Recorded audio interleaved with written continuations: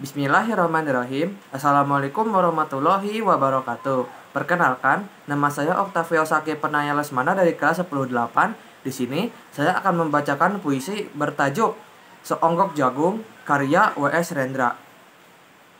Seonggok jagung di kamar dan seorang pemuda yang kurang sekolahan memandang jagung itu.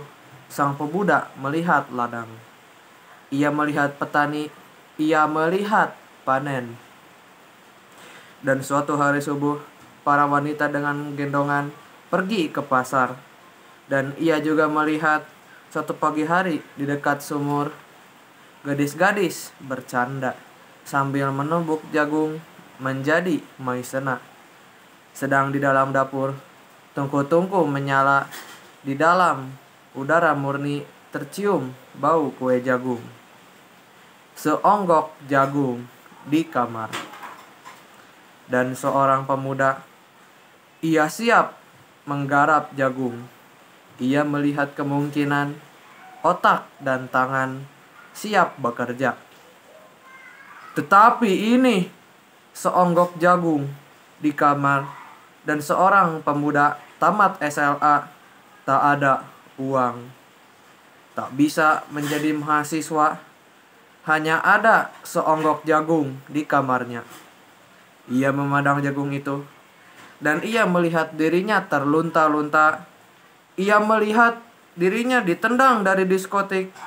Ia melihat pasang sepatu kenes di balik etalase. Ia melihat saingannya naik sepeda motor. Ia melihat nomor-nomor lotre. Ia melihat dirinya sendiri miskin dan gagal. Seonggok jagung di kamar tidak menyangkut pada akal, tidak akan menolongnya.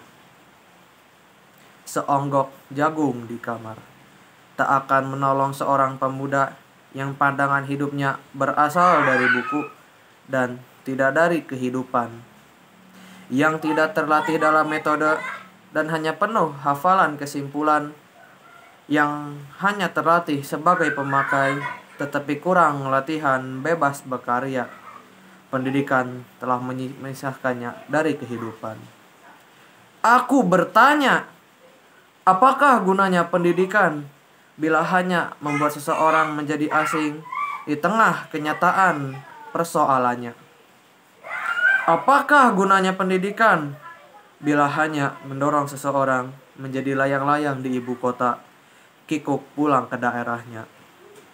Apakah gunanya seseorang belajar filsafat, sastra, teknologi, ilmu kedokteran, atau apa saja bila pada akhirnya ketika ia pulang ke daerahnya lalu berkata, "Di sini aku merasa asing dan sepi"?